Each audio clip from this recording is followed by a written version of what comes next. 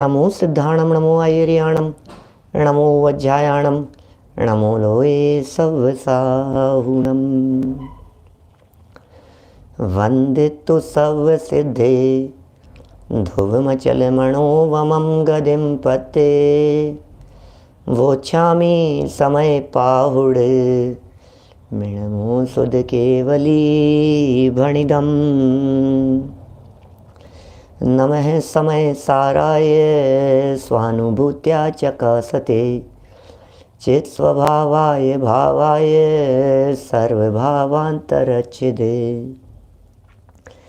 जिन स्वानुभूति से खीरी मम स्वानुभूति मदिगिरी श्री विमल धारा जैन श्रुत आनंद अमृत से भरी समता प्रवाह बहावती रागादि विकल्प तोरी के माँ सरस्वती प्रतिभाव वंदन दृष्टि निज में जोड़ी के दृष्टि निज में जोड़ी के। ग्रंथराज समयसार जी सामने विराजमान है। आचार्य कुंद कुंद स्वामी की यह सुंदर अनुपम रचना है। शब्दों में अत्यंत गहराई है, तर्क भी है, युक्तियाँ भी है। बात को बहुत सरलता से आचार्य देव स्पष्ट करते हैं। बात पहली ही गाथा से जब चलती रही तो धीरे धीरे स्टेप बाय स्टेप किस तरह से बढ़ते रहे आप लोगों के ख्याल में होगा ही। पहली गाथा में सिद्धों को वंदन किया था, दूसरी गाथा में स्वसमय पर समय की चर्चा की थी और समय का स्वरूप समझाया। तीसरी गाथा में समय के एकत्व की चर्चा की कि समय में सुंदरता है। समय की सुंदरता की चर्चा तीसरी गाथा में हुई और चौथी मतलब एकत्व की चर्चा की। पांचवीं गाथा में दुर्लभता की बात बतलाई।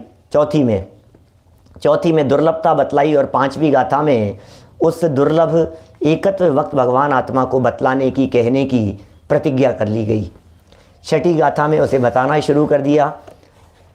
पर्यायों से पार प्रमत्ता प्रमत्त नहीं है। सातवीं गाथा में गुण भेद से पार कह दिया।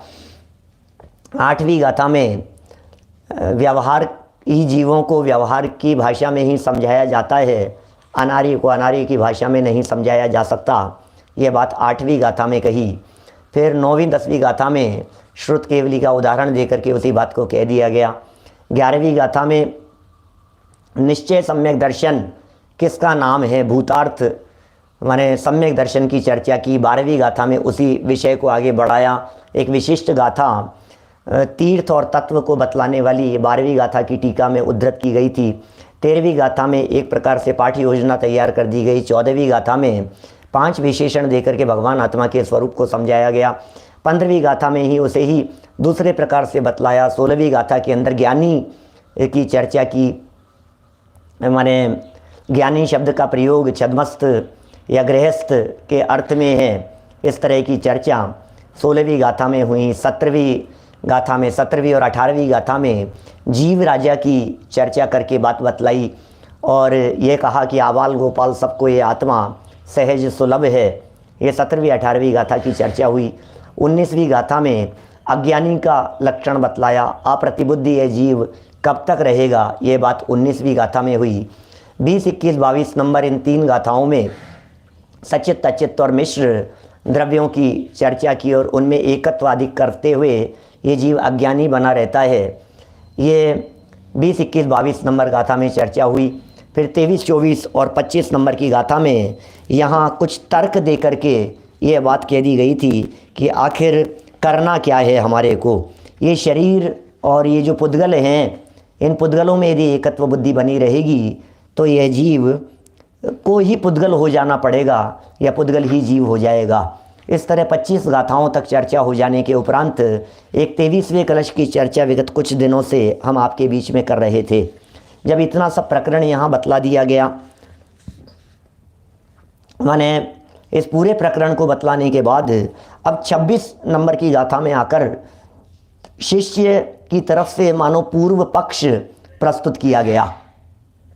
माने ये जो 26 नंबर की गाथा है, ये 26 नंबर की गाथा अज्ञानी की तरफ से कही गई गाथा है, जिसकी हम यहाँ चर्चा कर रहे हैं। माने 26 नंबर की इस गाथा में अज्ञानी जीव क्या मानता है, अज्ञानी जीव की मान्यता किस तरह से होती है, हमने उसकी चर्चा यहाँ प्रारंभ करनी है। देखिए पेज नंबर 70 पर गाथा लिखी है और 71 पर उसकी व्याख्या है। 23 नंबर के कलश में तो ये बात कह दी थी, जो पिछले 3-4 दिन से अपनी जो चर्चा चल रही थी, कि मर पच करके भी आत्मा का अनुभव करना, हे जीव देह का पड़ोसी बन करके देखना और इस आत्म तत्व का कौतूहली बनना, ये बड़े सुंदर शब्द थे। और ये कौतूहली कह करके आचार्य देव कहना चाहते थे, कम से कम उत्साह तो लाओ इस आत्म तत्व को जानने के लिए। जिस व्यक्ति के हृदय में आत्मा को जानने का उत्साह नहीं है, जिस व्यक्ति के हृदय में आत्मा को जानने की जिज्ञासा नहीं है, वो व्यक्ति कैसे आत्म तत्व को जानेगा, उसे आत्मा की उपलब्धि कैसे होगी। इसका मतलब आत्मा की उपलब्धि के लिए आत्मा ही जानने योग्य है, आत्मा ही समझने योग्य है, आत्मा अनुभूति ही करने योग्य है।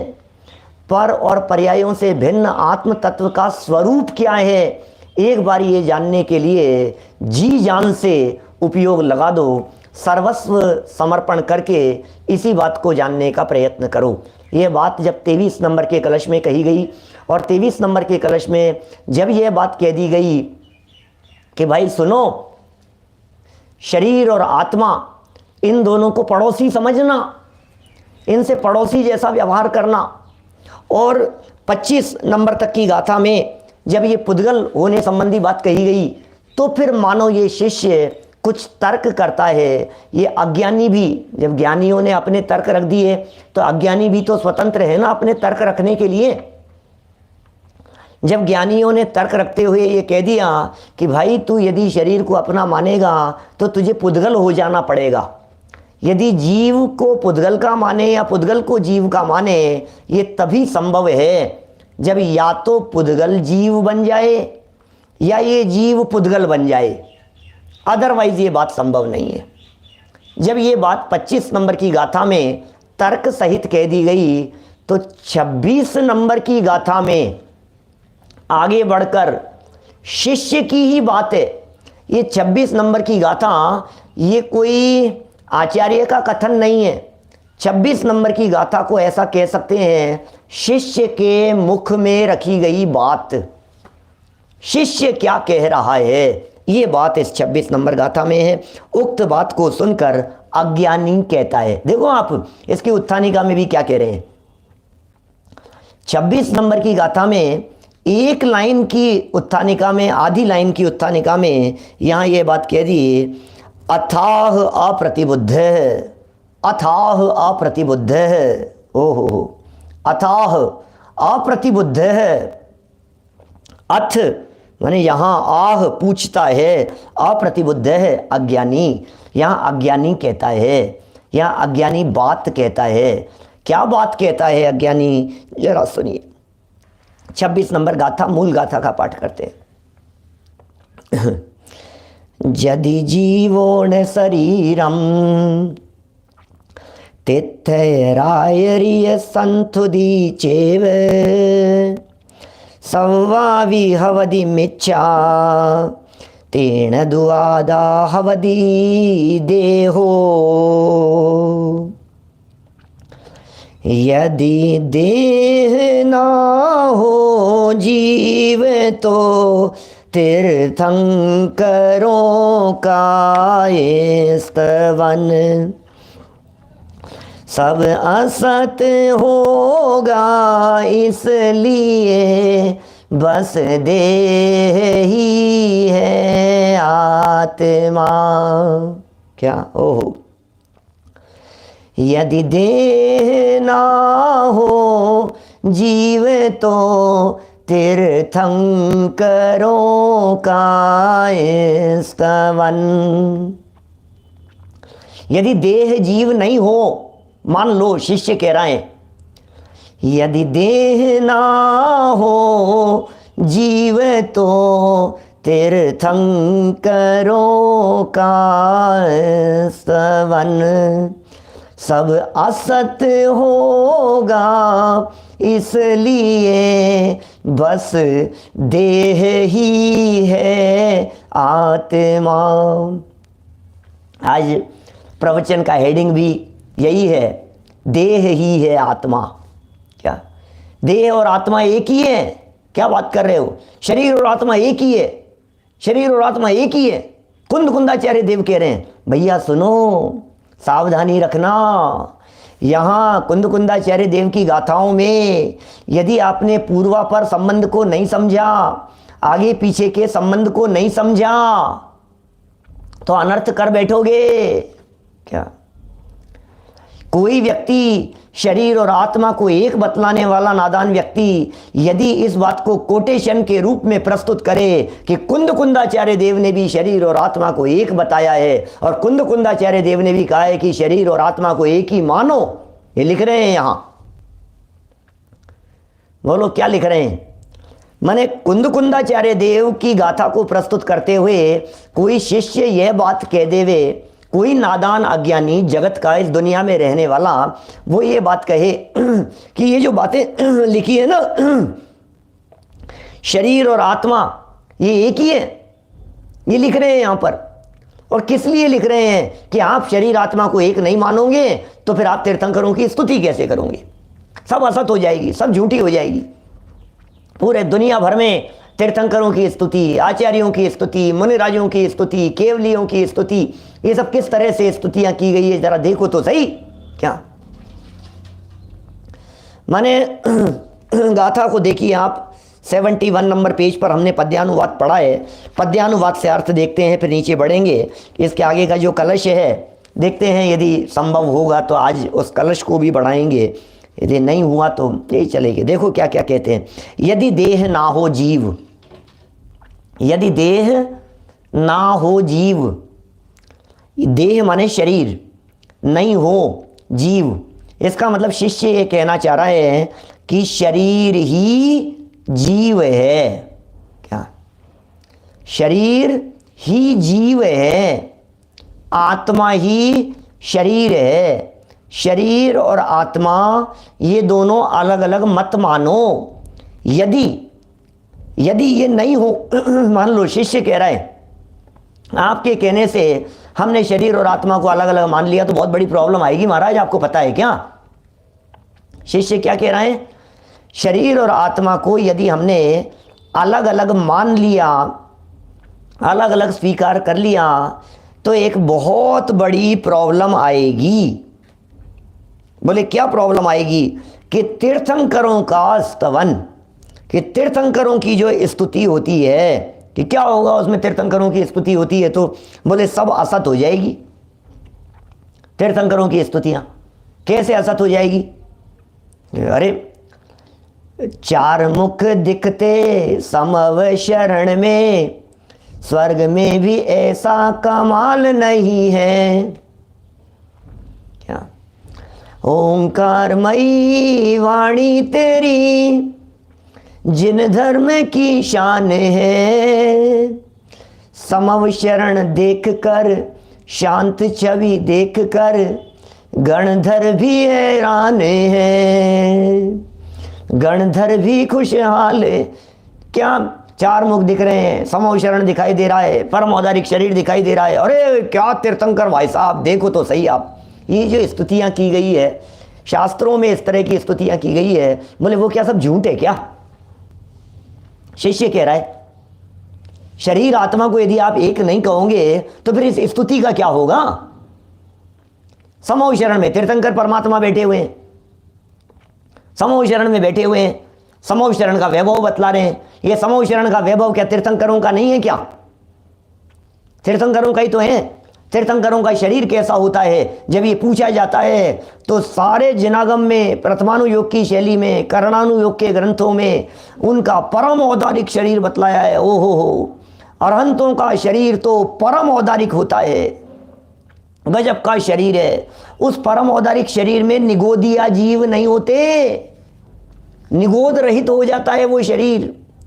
वो शरीर इतना हल्का हो जाता है कि पृथ्वी से 5000 धनुष ऊपर उठ जाता है। ओह गजब है भाई साहब, क्या गजब चमत्कार है। तो काई का चमत्कार देख रहे हो आप किसका चमत्कार देख रहे हो? शरीर के ही तो चमत्कार देख रहे हो ना।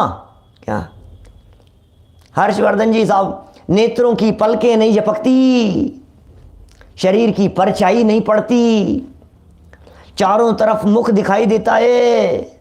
ओ गजब भाई साहब, नख और केश नहीं बढ़ते हैं तीर्थंकरों के। गजब है यार, बहुत गजब भाई साहब, बहुत गजब की बात लिख रहे हैं। वो सब असत हो जाएगा, ये सब प्रॉब्लम आ जाएगी। प्रथमानुयोग झूठा हो जाएगा, स्तुति साहित्य झूठा हो जाएगा। प्रथमानुयोग के ग्रंथों में, भक्तियों में, पूजाओं में, स्तुतियों में, पाठ वगैरह में सब जगह पर तीर्थंकर भगवान की जो स्तुति की गई है वो सब स्तुति शरीर आश्रित गुणों के आधार पर की है, पुण्य के आधार पर की है, पुण्य के वैभव के आधार पर की है। ये सब बातें झूठी हो जाएगी भाई। दर्शन भंडारी जी बोलो, ये सब असत होगा। असत माने झूठ, सत माने सत्य, सत माने सत्य, असत माने झूठ, ये सब झूठा हो जाएगा। इसलिए कहना यह है हमारा कि बस देह ही है आत्मा। अभी देखिए, अपन ने गाथा को पढ़ने के पहले इतनी बात आप लोगों को बार बार में कह दी, पक्का कर दिया आप लोगों को। अज्ञानी की तरफ से बातें, शिष्य की तरफ से बातें, नादान व्यक्ति की तरफ से बातें, ये बातें आपको पहले से कह दी। मैं आपको ये कहूँ, ये बातें यदि पहले से नहीं पता हो और कोई व्यक्ति इसको अज्ञानी की नहीं मान करके, क्योंकि गाथा तो कुंदकुंदाचार्य देव ने लिखी है ना, यदि कोई शिष्य इस गाथा को पढ़कर ये कहे कि कुंदकुंदाचार्य देव ने स्पष्ट निर्देश दिया है कि आप शरीर और आत्मा को एक ही मानो, यदि आप शरीर और आत्मा को एक नहीं मानोगे तो तीर्थंकरों की स्तुतियां झूठी हो जाएगी, कोई कहे इस तरह की बात, ऐसा मानने लगे तो क्या होगा? पता है क्या होगा? मैं बताऊं आपको। दौलत राम जी छेड़हाला में लिखते हैं, देह जीव को एक गिने, बहिरात्म तत्व मुधा है। देह और जीव को एक गिने, बोले बहिरात्म नाम का तत्व है, मुधा है, मूर्ख है। शरीर और आत्मा को एक गिनने वाला। तो अब देखो, अब दो बातें आ गई। अब दौलत राम जी छेड़ाला में लिख रहे हैं, शरीर और आत्मा को एक मानने वाला बहिरात्मा है, मूर्ख है, मिथ्या दृष्टि है। क्या? शरीर और आत्मा को एक मानने वाला मूर्ख है, मिथ्या दृष्टि है। ये बात लिखी है साहब। वहाँ कहाँ लिखी है ये बात? बोले छेड़ाला में लिखी है। तो शिष्य ये कहेगा, दौलत राम जी की मानोगे या कुंदकुंदाचार्य देव की? जिसको हठाग्रह होता है ना, जो कहते हैं जिसको जो बात समझनी होती है वो वही समझता है, जिसको जो बात ग्रहण करनी होती है वो वही ग्रहण करता है, जिसकी बुद्धि जैसी होती है उसकी सोच वैसी ही चलती है। अज्ञानी जीव को अपनी इस मान्यता का पोषण करना है कि शरीर और आत्मा एक है, इसलिए वो शरीर और आत्मा के एकता की ही बात करता है। शास्त्रों को पढ़ पढ़ करके भी आपको मालूम है, माइल्य धवल आचार्य देव ने एक वचन लिखा, बड़ा नए चक्र लिखा है माइल्य धवल स्वामी ने। वे माइल्य धवल स्वामी लिखते हैं, लवणम वेणम मणियम नैशक्कम शैल सत्य शुद्धियरम सम्मा वीय सुमिच्छा जीवाणम सुणे मग्ग रही आणम। जिनके पास में नई बुद्धि नहीं है, नए ज्ञान से रहित जीवों के लिए सच्चे शास्त्र भी मिथ्या हो जाते हैं। क्या? सच्चे शास्त्र भी मिथ्या हो जाते हैं, सच्चे शास्त्र भी झूठे हो जाते हैं। सच्चे शास्त्र भी झूठे हो जाते हैं। क्यों? क्योंकि अज्ञानी व्यक्ति अपनी मान्यता के अनुसार उन ग्रंथों को पढ़ता है, समय सार पढ़ करके भी अपनी मान्यता का पोषण करता है, समय सार पढ़ करके भी एकांती हो जाता है। बोलो, बनारसी दास जी के साथ में क्या हुआ? समय सार पढ़ करके निश्चयावासी हो गए और गोमट सार पढ़ करके सुधर गए। कौन व्यक्ति कब क्या पढ़ करके सुधर जाए, कौन व्यक्ति कब क्या बात पढ़ करके क्या समझने लग जावे। नियम सार की गाथा का उदाहरण देकर के ऐसे प्रकरण उठाए दादा ने, नई चक्र वगैरह पुस्तकों में उन्होंने इस तरह की बातें लिखी। ये नादान व्यक्ति ये कर क्या रहा है समझ में नहीं आ रहा है। ये कहता है ये आत्मा परद्रव्य को जानता ही नहीं है। नियम सार की 159 नंबर की गाथा को प्रस्तुत करते हुए कहता है कि भाई ये आत्मा तो निश्चय से अपने आत्मा को ही जानता है और व्यवहार से लोकालोक को जानता है। नियम सार की गाथा में लिखा है प्रमोद जी, वैसा नियम सार की मूल गाथा में लिखा है निश्चय से अपनी आत्मा को जानता है और व्यवहार से लोकालोक को जानता है, परद्रव्यों को जानता है। बराबर, व्यवहार से परद्रव्य को जानता है। फिर पता है ये वाक्य कहकर के क्या कहता है? समय सार की 11वीं गाथा को जोड़ता है और 11वीं गाथा में ये लिखा है व्यवहारो अभूदत्थो भूदत्थो देसी दो शुद्ध नवो। व्यवहारो अभूदत्थो, व्यवहार ने अभूतार्थ है, व्यवहार ने झूठा है। वहां क्या कहा था? व्यवहार से लोकालोक को जानते हैं और व्यवहार ने को 7वीं गाथा की ये 11वीं गाथा लेकर के क्या कह दिया? बोले व्यवहार ने झूठा है। और फिर निष्कर्ष क्या निकाला कि लोकालोक को जानता ही नहीं है। खत्म करो बात। क्या क्या हो गया भाई साहब? क्या कह रहे हो आप? निश्चय से आत्मा अपने आत्मा को ही जानता है, परद्रव्य को जानना व्यवहार है और व्यवहार झूठा है, इसलिए खत्म हो गई बात। बोलो, हम झूठा कह दिया उसको, तुमने अपने मतलब की बात निकाल ली उससे। ऐसे ही ग्रंथों को पढ़ पढ़ करके अब ये जो बातें कह रहा है ये बातें झूठी नहीं है। तर्क कितने जबरदस्त हैं। ये जो बात कह रहा है शिष्य, ये कह रहा है शरीर और आत्मा एक ही है। भाई साहब, आप इसको एक मान लो। हमारे कहने से आप यदि शरीर आत्मा को एक नहीं कहोगे, एक नहीं जानोगे, एक नहीं मानोगे, शरीर और आत्मा को एक स्वीकार नहीं करोगे, तो हमें तो इस बात का जवाब दे दो कि ये समविशरण किसका है। बताओ किसका है समविशरण? समविशरण किसके होता है? तो जवाब क्या होगा? तीर्थंकरों के होता है। तो फिर तीर्थंकरों के होता है ना, तीर्थंकरों के समविशरण होता है ना। तीर्थंकर की परिभाषा क्या है ये बतलाओ। जो धर्म तीर्थ अर्थात मुक्ति के मार्ग का उपदेश देते हैं, समविशरण आदि विभूति से युक्त होते हैं और जिनके तीर्थंकर नाम कर्म नाम का महापुण्य का उदय होता है, उन्हें तीर्थंकर कहते हैं। तीर्थंकर नाम कर्म का उदय, धर्मोपदेश, मुक्ति के मार्ग का उपदेश और समविशरण आदि विभूति से युक्त, वे तीर्थंकर होते हैं। इसका मतलब तीर्थंकर तो समविशरण से युक्त होते हैं, उन्हें तीर्थंकर कहते हैं। नरेंद्र जी बढ़ जाते साहब, माने समविशरण तीर्थंकरों के होता है। तो फिर यही तो कह रहे हैं हम, 12 सभाएं लगती है, तीर्थंकर का समविशरण है। ऋषभ देव भगवान का 12 योजन का समविशरण था, अजितनाथ स्वामी का 11.5 योजन का समविशरण था, महावीर भगवान का 1 योजन का समविशरण था। इतना बड़ा समविशरण होता है, इतना विशाल होता है, पृथ्वी से 5000 धनुष ऊपर होता है। अभी एक बार अशोक जी भाई साहब आपके सिंगापुर वालों के लिए किया था ना समविशरण की रचना प्रवचन। अब उस समविशरण की रचना पूरे प्रकरण को सुनो। अब अरे तीर्थंकरों का तो गजब वैभव है भाई साहब। ओह, तीर्थंकरों की तो क्या बात करें साहब, 5000 धनुष ऊपर चले जाता है, समविशरण की रचना होती है। अरे उस समविशरण के अंदर क्या क्या होता है, ये मानस्तंभ, ये सभाएं, ये 8 भूमियाँ, चैत्य प्रसाद भूमि, खातिका भूमि, लता भूमि, उपवन भूमि, ध्वज भूमि, भवन भूमि, ये श्रीमंडप भूमि, क्या मतलब एक ऐसा लगता है हमारे को ये क्या क्या गजब गजब है, गजब गजब है, ऐसा गजब गजब देखने लगता है हमारे को। तीर्थंकरों की महिमा समविशरण से दिखती है। अब आप ये कह रहे हो परमौदारिक से मत मानो, नेत्रों की पलकें झपकने से मत मानो, तो फिर तीर्थंकरों की स्तुति कैसे करेंगे? कितनी बड़ी दिक्कत आ जाएगी। इसलिए सब असत होगा, इसलिए बस देह ही है आत्मा। इसलिए कह रहे हैं देह ही है आत्मा। आप इस देह और आत्मा को एक ही मानो। ये सामने से शिष्य तर्क दे रहा है, पढ़ते हैं। देखिए अभी ज़्यादा विश्लेषण नहीं, लेकिन ये सारी बातें मैं कह रहा हूँ क्योंकि आगे चल कर के आचार्य अगली गाथा में, जब इसके बाद में 27 नंबर जब गाथा पढ़ेंगे तो आचार्य देव फिर उसका जवाब देंगे। भाई हम क्या बताएं, हमें तेरी बुद्धि पर तरस आता है, ऐसा लिखेंगे आचार्य देव, हमें तेरी बुद्धि पर तरस आता है। हमने जो पीछे, अमृतचंद्राचार्य कह रहे हैं, हमने जो पीछे तेरे से कहा कि शरीर का पड़ोसी बन करके देख, और हमने ये कहा कि पड़ोसी वत व्यवहार करना, तो तू इसमें से ये निष्कर्ष निकालेगा कि शरीर शरीर अपना ही है, ये निष्कर्ष निकालेगा।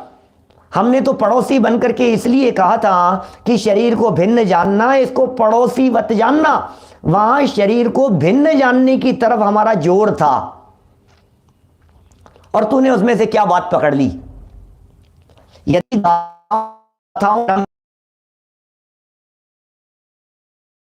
से भी वो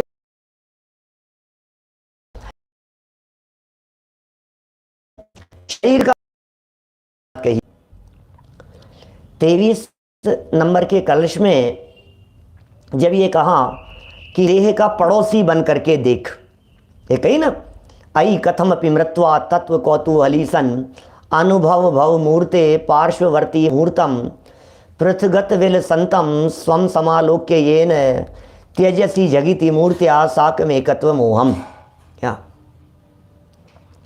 जब ये बात 23वें कलश में कही और उसकी व्याख्या करते समय दो तरह से समझाया, शरीर का पड़ोसी बन, बराबर, और जब पड़ोसी बनने की बात कही तो ये कहा उसको घर वाला भी मत समझना और उसको दुश्मन भी मत समझना। ये बैलेंस की बात कही थी ना, हमने क्या कहा, उसको दुश्मन भी मत समझना और उसको आत्मा से भिन्न भी समझना, आत्मा से भिन्न है।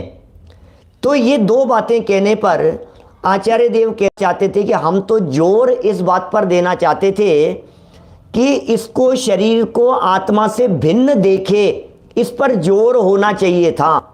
इसको पड़ोसी देखने का मतलब आत्मा नहीं है, इसको पड़ोसी देखने का मतलब आत्मा से भिन्न है, इसको पड़ोसी देखने का मतलब अपने आप से इसको भिन्न देखो, न्यारा देखो, अलग देखो, भेद विज्ञान करो, इस बात पर हम जोर देना चाहते थे। लेकिन तुमने किस बात को पकड़ लिया, जब हमने कहा ना पड़ोसी है, दुश्मन नहीं है, तो इसने यहाँ इस बात पर जोर दे दिया। अच्छा दुश्मन नहीं है इसका मतलब इसको भिन्न नहीं जानना है, अच्छा दुश्मन नहीं है इसलिए इसको पराया नहीं करना है, अच्छा दुश्मन नहीं है इसलिए इसको अपना ही समझना है, तुमने इस बात को पकड़ लिया। ख्याल में आ रही है बात। 23वां कलश दो पहलू कहे और बैलेंस रखने की बात कही, और अज्ञानी जीव ने उसका बैलेंस नहीं रखते हुए इस मिथ्या मान्यता वाली बात को पकड़ लिया और ये कहने लग गया, हाँ सही कह रहे हो भैया, इसको पराया थोड़ी ना, वो कोई शरीर को पराया थोड़ी ना समझना है, परायापन नहीं समझना है, शरीर और आत्मा को तो एक ही मानो। मैं बात समझ में आ गई, एक ही है शरीर और आत्मा। क्यों? वो फिर तर्क ख्याल में आ गया अपनी बुद्धि में, और तर्क ये ख्याल में आ गया कि यदि अपन एक नहीं समझेंगे तो कैसे स्तुति करेंगे, कैसे भक्ति करेंगे, सारी भक्ति खत्म हो जाएगी हमारी। तो भगवान के सामने खड़े रह करके जब हम भक्ति करते हैं, चंवर लेकर के जब हम नृत्य करते हैं, तो कैसे होगा वो सब? नहीं, गलत हो जाएगा, सब खत्म ही हो जाएगी भाई साहब। ये सारी बातें मैंने दो पहलुओं में से एक पहलू पकड़ लिया, और इसके लिए मैं ये कह सकता हूँ कि जो मिथ्या दृष्टि होते हैं, जिनकी मान्यता मिथ्या होती है, जिनके बुद्धि में खोट होती है, वे पूरी कही गई बात में से सिर्फ खोटी बातों को ही पकड़ लेते हैं। 1000 बातें अच्छी कही गई हो, एक बात गलत कही गई हो, तो अज्ञानी जीव गलत को पकड़ लेगा। पूरा समय सार ग्रंथ बतलाने वाला तर्क प्रस्तुत कर दिया हो, तो अज्ञानी जीव की दृष्टि 414 गाथाओं पर नहीं जाएगी।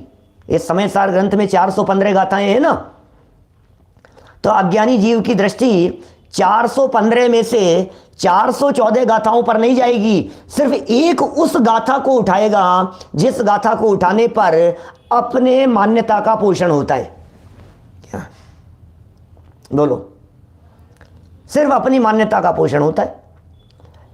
देखो लिख रहे हैं यहाँ, पढ़ता हूँ, अभी तो मैंने गाथा ही पढ़ी है, अभी तो प्रकरण थोड़ा सा है बाकी है। अभी तो अज्ञानी जीव कहता है, और ये बात अमृत चंद्राचार्य देव नहीं होते, इसकी उत्थानिका में ये शब्द नहीं देते तो दिक्कत ही दिखाई देती। अथाह अथाह अप्रतिबुद्ध है, यहाँ पर अप्रतिबुद्ध शिष्य पूछता है। अज्ञानी जीव कहता है कि यदि जीव शरीर नहीं है तो तीर्थंकरों और आचार्यों की जिनागम में जो स्तुति की गई है, मैं कोई मेरी तरफ से बात नहीं कह रहा हूँ महाराज, जो बातें कह रहा हूँ सब जिनागम में कही है। मैं जो बातें कह रहा हूँ सब शास्त्रों की बातें कह रहा हूँ, मेरे घर की बातें नहीं है, ये सारी बातें शास्त्रों में लिखी है।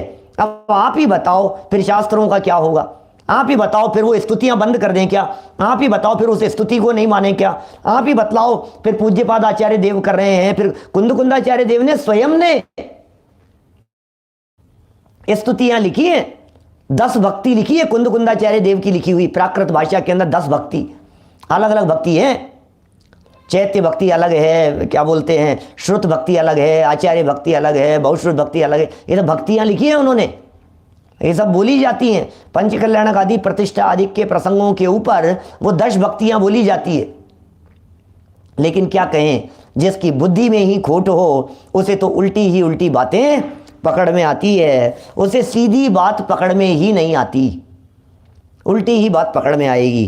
क्या उल्टी बात पकड़ ली इसने, ये कह रहे हैं तीर्थंकरों और आचार्यों की जनागम में जो स्तुति की गई है, तीर्थंकरों की भी और आचार्य भी साथ में दे रहे हैं यहाँ, तीर्थंकरों की और आचार्यों की। तीर्थकराचार्य तिथ्य तिथ्य रायरीय तिथ्य आयरीय। आप देखिए जरा गाथा, मूल गाथा देखिए, प्राकृत की जो गाथा थी, यदि जीवो न शरीरम, यदि माने यदि, जीवो माने जीव, न माने नहीं, शरीरम शरीर नहीं है, तो तिथ्य तिथ्य आयरीय तिथ्य आयरीय तिथ्य तिथ्य आयरीय तीर्थंकर और आचार्य संतुति चेव स्तुति, तीर्थंकर और आचार्यों की स्तुति। सव्वावी हवधि मिथ्या, सव्वावी हवधि मिथ्या, सब कुछ मिथ्या हो जाएगी। तेणदु, इसलिए क्या कहते हैं, आधा हवधि देहो, आत्मा ही देह है। लो, आधा हवधि देहो, आत्मा ही देह है। क्या बोलो आलोक जी भाई साहब, कारंजा के अंदर खूब भक्तियां बोली जाती है, भक्तियां बोलने की परंपरा है, प्राचीन भक्तियां बोली जाती है, बहुत अच्छा, बोली जानी चाहिए। भक्तियों में क्या हो गया, क्या कह रहे हैं, तिथ्य रायरीय तिथ्य तिथ्य आयरीय, आयरीय माने आचार्य, संतुति लिख रहे हैं। तीर्थंकरों और आचार्यों की जो जिनागम में स्तुति की गई है वह सभी मिथ्या है, वो सभी झूठ है। इसलिए हम समझते हैं कि देह ही आत्मा है। बहुत समझदार हो भाई साहब, आपने तो बहुत अच्छा निष्कर्ष निकाला है, आप तो बहुत ज्ञानी हो। आप नहीं होते तो हम तो शरीर और आत्मा को अलग अलग ही समझ लेते। आपने बहुत अच्छा काम किया कि शरीर और आत्मा को आपने एक बता दिया। अब तो तीर्थंकरों की स्तुति हम कर सकते हैं, तीर्थंकरों की स्तुति के लिए इससे अच्छा और तर्क क्या हो सकता है। बड़ी अच्छी बात कही है आपने। इसलिए हम समझते हैं, हम कौन, अज्ञानी, हम समझते हैं कि देह ही आत्मा है। चलिए दादा क्या लिखते हैं जरा देखें, पिछली गाथाओं का कुछ उदाहरण देते हुए इसके संबंध में कुछ लिख रहे हैं। पिछली गाथाओं में देह और आत्मा की भिन्नता की बात विस्तार से समझाई गई है।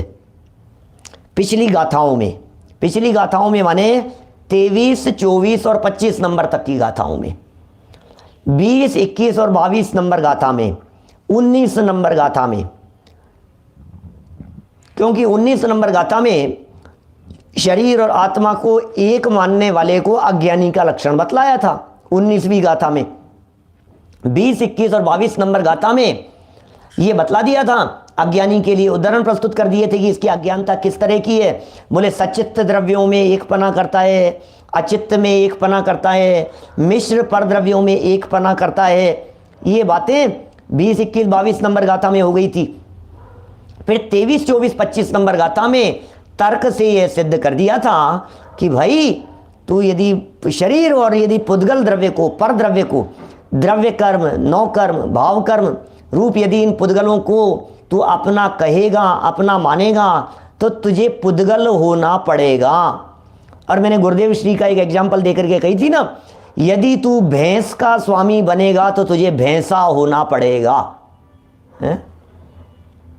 तो तुझे पुद्गल का स्वामी यदि बनना है, तुझे मकान का स्वामी बनना है, तो मकान पुद्गल है, और मकान का स्वामी बनने के लिए तुझे पुद्गल बनना पड़ेगा। शरीर का स्वामी बनने के लिए तुझे शरीर बनना पड़ेगा। अब तो देख ले, ये बातें पिछली गाथाओं के अंदर कह दी, तर्क से विस्तार से समझाई गई है, और यह प्रेरणा भी दी गई है कि हे भाई, पिछली गाथाओं की प्रेरणा की बात कर रहे हैं, यह प्रेरणा भी दी गई है कि हे भाई, तू कैसे भी करके एनी हाउ, कैसे भी करके मर पच कर भी इस देह से एकत्व के मोह को छोड़ दे। तो कैसे भी करके इस देह के प्रति एकत्व के मोह को छोड़ दे, कैसे भी करके छोड़ दे। बस शरीर के प्रति वास्तव में सारे दुखों की जड़ है। 2-3 दिन पहले हमने इस 23वें कलश की ही चर्चा करते समय आपके बीच में ये बात कही थी, दुखों के अलावा और क्या हाथ लगा, ये बतलाओ। शरीर में अपनापन करके क्या हाथ लगा? यही तो हाथ लगा कि मेरे डायबिटीज हो गई। शरीर में अपनापन करके क्या हाथ लगा कि मेरे जुखाम हो गई। शरीर में अपनापन करके क्या हाथ लगा, फ्रैक्चर हो गया। शरीर में अपनापन करके क्या हाथ लगा, हार्ट की प्रॉब्लम हो गई, किडनी की प्रॉब्लम हो गई, ये तकलीफ। शरीर में अपनापन करके क्या हाथ लगेगा? आइए जैन साहब, क्या हाथ लगा बतलाइए शरीर में अपनापन करके। यही तो हाथ, क्योंकि शरीर में जो होगा उसमें अपनापन होगा। सर दुख रहा है, सर दुख रहा है, बहुत तेज सर दुख रहा है, हे भगवान क्या हाथ लगा बताओ मुझे। ये सर दर्द हाथ लगा शरीर में अपनापन करके। यही तो हुआ, मेरा वजन बढ़ गया, धर्मचंद जी साहब, मैं कमजोर हो गया, मेरा दांत, मेरे दाढ़ में दर्द। क्या लगा भाई साहब, हैं? बोलो। ये जो बातें इस 23वें कलश में इतने अच्छे ढंग से समझाई गई थी कि सारे दुखों की जड़ देह में अपनेपन की बुद्धि है। शरीर में यदि अपनापन है तो तेरे को दुखी होने से दुनिया में भगवान भी उतर करके आ जाएं तो बचाने में समर्थ नहीं है। भगवान उतर करके आ जाएं कि भाई ये बहुत दुखी है, लेकिन शरीर के प्रति अपनापन है ना, तो तकलीफ है, क्या करें। ये लिख रहे हैं यहां, इसलिए कैसे भी करके बस एक काम कर ले, तन से जिसका एक नहीं हो, सुतती मित्रों से कैसे। वेद विज्ञान आप बतलाइए, मरणासन्न व्यक्ति को क्या उपदेश दिए जाते हैं? आप बतलाइए, समाधि के काल में क्या किया जाता है? आप विचार कीजिए, समाधि मरण करने की भावना भाने वाले व्यक्तियों के अंदर में क्या चलता है उस समाधि के काल में? अरे शरीर से भिन्नता का चिंतन चलता है। देह रहे तो रहे, कोई बात नहीं, कल मरनी हो चाहे आज मरे, देह छूटनी हो तो छूटे, हमें क्या फर्क पड़ता है। मैं देह नहीं, मैं देह से भिन्न चैतन्य आत्म तत्व हूं। ऐसा वेद विज्ञान का चिंतन करने वाले व्यक्ति को क्या होने वाला है? कौन उस व्यक्ति को दुखी करने में समर्थ हो सकता है? दुनिया की कोई ताकत उस व्यक्ति को दुखी करने में समर्थ नहीं हो सकती है, ये समझ लेना। ये कह रहे हैं इसलिए ये बात कही थी पीछे कि तू कैसे भी करके मर पच कर भी मर जा, मरना पड़े तो मर जाना एक बार, कोई बात नहीं, मौत सामने दिखाई दे। क्या लिख रहे हैं बोलो? उक्त संदर्भ में जब मरपच करके भी ये बात कह दी गई तो कह रहे हैं उक्त संदर्भ में अप्रतिबुद्ध माने अज्ञानी का कहना यह है कि जैन शास्त्रों में, भैया हम अन्य मत की बात नहीं करते, भैया हम इधर उधर की बात नहीं कर रहे हैं, हम तो सिर्फ जैन शास्त्रों की बात कर रहे हैं। जैन शास्त्रों में क्या लिखा है? देह के गुणों के आधार पर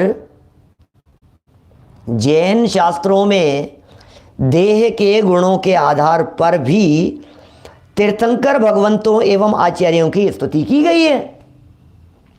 तुम बतलाओ, जैन शास्त्रों के अंदर स्तुति की गई है या नहीं? आचार्यों की भी स्तुति की है। आचार्य कौन होते हैं? अरे बहुत बोल्ड होते हैं। आचार्य कौन होते हैं? पीछी कमंडल वाले होते हैं। आचार्य कौन होते हैं? बोले संघ का संचालन करने वाले होते हैं। आचार्य कौन होते हैं? पूरे संघ को साथ में लेकर के चलते हैं। आचार्य देव आहार की व्यवस्थाएं देखते हैं, आहार होगा कि नहीं, विहार हो सकेगा कि नहीं, ये सब आचार्यों की स्तुतियाँ ऐसी की गई है। भाई साहब, आचार्यों का एडमिनिस्ट्रेशन बहुत ज़बरदस्त होता है। पूरे संघ के संचालन की जिम्मेदारी जवाबदारी आचार्यों की होती है। संघ के नायक होते हैं। 200-200 400-400 पीछियों का संघ, 700-700 पीछियों का संघ, अकंपनाचार्य जैसे आचार्य बराबर निर्णय करते हैं इस बात का कि हम वहां जाएंगे, इतना बड़ा संघ है, वहां जैन परिवार है या नहीं है, वहां चौके लगेंगे कि नहीं लगेंगे, वहां भोजन की आहार की व्यवस्थाएं हो सकेगी कि नहीं। सबके लिए संघ में बुजुर्ग मुनिराज हैं। हमने तो नक्की कर लिया कि आज 30 नहीं, आज 40 किलोमीटर पैदल चलेंगे, लेकिन भाई संघ में बुजुर्ग मुनिराज हैं, हम इतना कैसे चल पाएंगे? तो आचार्य इन सब बातों का निर्णय करते हैं, सोचते हैं, विचार करते हैं। अनुशासन बहुत कड़क रहता है, लेकिन अनुशासन के कड़क पने के साथ साथ भी उनके चित्त में सबके शरीर को देखते हैं। वैयावृत्ति भी होती है संघ में, वैयावृत्ति के निर्देश भी देते हैं। बुजुर्ग मुनिराजों के जिन्हें थकान महसूस हो रही है, ऐसे मुनिराजों के हाथ पांव, रोगी मुनिराज हैं, रोग हो गया है, अस्वस्थ हो गए हैं, तो उन्हें तक संभालते हैं। ये सब आचार्यों की स्तुतियों में, आचार्यों की भक्तियों में इस तरह की सारी बातें लिखी हैं। तो देखो ये क्या लिख रहे हैं, ये उक्त संदर्भ में अप्रतिबुद्ध अज्ञानी का ये कहना यह है कि जैन शास्त्रों में देह के गुणों के आधार पर भी तीर्थंकर भगवंतों एवं आचार्यों की स्तुति की गई है। तीर्थंकरों की स्तुति की गई है, आचार्यों की स्तुति की गई है। ऐसी स्थिति में यदि देह को जीव नहीं मानेंगे तो वह स्तुति मिथ्या सिद्ध होगी। ये सब पूर्व पक्ष है, न्याय शास्त्रों की शैली है। न्याय शास्त्र के भी प्रकांड विद्वान थे, अमृत चंद्राचार्य हों चाहे कुंदकुंडाचार्य देव हों, गजब के न्याय भरे हैं, गजब के तर्क दिए हैं। यद्यपि न्याय शास्त्र के जन्मदाता समंत भद्राचार्य को माना जाता है और अकलंक आचार्य देव को उस न्याय को विस्तार करने वाला माना जाता है, लेकिन ये सब न्याय की ही तो बातें हैं। कितना सुंदर न्याय प्रस्तुत कर रहे हैं, तर्क प्रस्तुत कर रहे हैं। ऐसी स्थिति में देह को जीव नहीं मानेंगे तो वह स्तुति मिथ्या सिद्ध होगी। ये पूर्व पक्ष है। क्या कभी कभी ऐसा होता है ना, आपने सुना क्या कभी ऐसा? एक वकील साहब नींदों में थे, रात भर सोए नहीं, केस की तैयारी करते रहे और करते रहे, कुछ उधर का पड़ा, कुछ इधर का पड़ा। शराब वराब भी पीते थे, होश भी नहीं था, ध्यान भी नहीं था, और वो कोर्ट में जाकर के और केस लड़ते रहे। और केस लड़ने में जितनी दलीलें देते रहे उनको ध्यान नहीं रहा, और वो सारी दलीलें अपोजिट पार्टी की तरफ से देते रहे, और पूरा केस अपना कमजोर हो रहा था, पूरा केस कमजोर हो रहा था। हर बात ऐसे लग रहा था जैसे सामने वालों का वकील बोल रहा हो। अरे ये जो व्यक्ति था जिसका केस था, उसने वकील को झकझोरा थोड़ा सा हिलाया, अरे भाई साहब कर क्या रहे हो आप? वकील साहब होश में तो हो आप कर क्या रहे हो? आप सारी हो रही उनकी बात। तो एकदम इनको होश आया, और जैसे ही होश आया तो इन्होंने होश आते ही कहा कि माय लॉर्ड, अब तक मैंने जितनी भी बातें कही है इनकी तरफ से कही है, इसके अलावा और कुछ इनको कहना हो तो बोलो, अब मैं अपनी बात शुरू करता हूं। समझ में आई बात? मैंने अभी तक जितना भी कहा था मैंने, जैसे ही होश आ गया, होश आते ही क्या हुआ, सारा पासा बदल दिया। बोले इनको और कुछ कहना है क्या इसके अलावा? मैंने जितना भी कहा है, मैंने जितने तर्क दिए हैं, इनके अलावा और क्या बातें हैं इनके पास में? सारी बातें मैंने इनकी तरफ से जो थी सब कह दी है, अब मैं अपनी बात पर आता हूं। सारा पासा पलट दिया। तो आज जो प्रवचन अपन ने यहां किया है, ये पूरी जो आज हमने यहां चर्चाएं की है, ये सारी चर्चाएं सुन करके शरीर और आत्मा को एक जानने वाले, शरीर और आत्मा को एक मानने वाले यदि सामने कोई बैठे हुए सज्जन खुश हो रहे हों तो आचार्य देव ये सारी बातें कहने के बाद में आगे पलटी मारते हुए कहने वाले हैं कि तुझे और भी कुछ कहना है क्या? शरीर आत्मा को एक कहने के संदर्भ में और भी कोई तर्क देने हैं क्या? ये मैंने तेरी तरफ से सारी बातें कह दी है, और बोल तुझे क्या कहना है। ये सारा पूर्व पक्ष को प्रस्तुत कर दिया यहां पर है। और फिर उसे पलट करके आगे जब 27 नंबर गाथा के अंदर कहेंगे, अरे भाई हम क्या बताएं, तू नए विभाग नहीं जानता है, अरे भाई हम तुझे क्या बताएं, तुझमें समझ नहीं है, तेरी जितनी बातें थी, तेरे जितने तर्क थे, तेरी जितनी मिथ्या मान्यताएं थी, तेरी जितनी खोटी मान्यताएं थी, ये सारी की सारी खोटी मान्यताएं यहाँ दूर हो जाएंगी यदि तू नए विभाग को समझ लेगा। तो पूरा समय सार नयों की शैली में लिखा गया है, पूरा समय सार नए की स्टाइल में लिखा गया। नए माने अपेक्षा, कहने की अपेक्षा समझो, आचार्यों की अपेक्षा समझो, विवक्षाएं समझो। यदि आप विवक्षा नहीं समझोगे, अपेक्षा नहीं समझोगे, अनर्थ कर बैठोगे आप, अनर्थ हो जाएगा भाई साहब, अनर्थ हो जाएगा। देखो जरा लिख रहे हैं यहां पर क्या लिख दिया है, सब मिथ्या सिद्ध होगी सारी बातें। ऐसी स्थिति में यदि देह और जीव को नहीं मानेंगे, देह को जीव नहीं मानेंगे, देह को ही जीव नहीं मानेंगे, तो वह स्तुति मिथ्या सिद्ध होगी। अभी तो व्यवहार स्तुति की चर्चा है, निश्चय स्तुति की चर्चा करेंगे आगे अगले प्रकरण में। आगे चल करके आचार्य देव ने तो ऐसा तक कलश लिखा है शरीर और आत्मा को एक बतलाने के लिए, ऐसा तक कलश लिखा है कि भैया मान लेना, नहीं तो चींटियों को भस्म की तरह मसल देने का प्रसंग है। 46वां कलश है शायद, आगे आने वाली है चर्चा, गजब गजब की बातें आने वाली है। साहब क्या कह रहे हैं, अतः भलाई इसी में, लो क्या कह रहा है, अतः भलाई इसी में। शिष्य क्या कह रहा है, देखो भैया स्तुति झूठी हो जाएगी, इसलिए भलाई इसी में। अब भी कह रहा हूं, देखो मान लो, भलाई इसी में है कि हम देह को ही जीव स्वीकार कर ले। अब अज्ञानी तो अज्ञानी है, शिष्य तो शिष्य है, इस तरह की बात कह रहा है। भाई तुम्हारी भलाई इसी में है कि शरीर को ही आत्मा मान लो, भाई तुम्हारी भलाई इसी में है कि शरीर और आत्मा को एक ही समझ लो, भाई तुम्हारी भलाई इसी में है कि तुम यही मान लो कि यही आत्मा है, तुम यही मान लो यही शरीर, ऐसा ही मान लो। ये कह रहे हैं अतः भलाई इसी में है कि हम देह को ही जीव स्वीकार कर लें, इसमें ही भलाई है। आचार्य अमृतचंद्र, देखिए पूरा करते हैं। आचार्य अमृतचंद्र इस गाथा की आत्मख्याति टीका में लिखते हैं, क्या लिखते हैं, एक लाइन लिखी है, सिर्फ एक लाइन के अंदर टीका लिखी है कि जो आत्मा है वही पुद्गल द्रव्य रूप शरीर नहीं हो तो फिर क्या करें। अभी ये टीका लिखी नहीं है, अभी इस टीका में आचार्य अमृतचंद्र स्वामी ने बीच में कलश दे दिया है, और जो कलश यहां प्रस्तुत किया है उस कलश में भी वही बात कही है। अभी तो ये अपन ने प्रकरण पढ़ा है, कल जब अपन ये 24 नंबर का कलश पढ़ेंगे और 24 नंबर के कलश का जब अपन अर्थ करेंगे तो वापस अज्ञानी की तरफ से बातें करेंगे, वापस अज्ञानी की तरफ से ये बातें आएगी कि भैया ये मान्यता जो है इसलिए हम ऐसा मान रहे हैं शरीर और आत्मा को, मेरी क्या गलती है, मैंने यदि शरीर और आत्मा को एक मान लिया तो मेरी क्या गलती है, आचार्यों की भी नहीं मानूं क्या, तुम क्या कहना चाहते हो। जो बातें आचार्यों ने लिखी है क्या वो बातें भी नहीं मानूं, जो बातें शास्त्रों में लिखी है क्या वो बातें भी नहीं मानूं, लिखी है ना शास्त्रों के अंदर, इसलिए मान रहा हूं, मेरी कोई गलती नहीं है, मैं तो आचार्यों की बातों को मानता हूं, मैं तो शास्त्रों की बातों को मानता हूं, इसलिए शास्त्रों में ये बातें लिखी है, इसलिए मैं इन बातों को यहां स्वीकार कर रहा हूं। इस तरह ये पूर्व पक्ष को बतलाने वाली कुंदाचार्य देव की 26 नंबर की गाथा थी, और इसका जो रहस्य है, इसका जो समाधान है, माने छोड़ के मत भागना, नहीं तो दिक्कत हो जाएगी। ऑपरेशन शुरू किया है, यदि ये 26 नंबर की गाथा का इतना सा प्रकरण सुन करके कोई व्यक्ति आगे की बात नहीं पढ़े तो व्यक्ति शरीर और आत्मा को एक मानते हुए मिथ्या दृष्टि बना रहेगा, उसे मिथ्यात्वी बने रहने से दुनिया में कोई बचाने में समर्थ नहीं हो सकेगा, अनंत संसार का कारण बन जाएगी ये 26 नंबर की गाथा उसके लिए। इसलिए कह रहे हैं आज ये जो व्यवस्था है, इस व्यवस्था को, निश्चय व्यवहार शैली में कही गई व्यवस्था को जब तक 27वीं गाथा नहीं पढ़ ले हुए तब तक ऐसा ही समझना।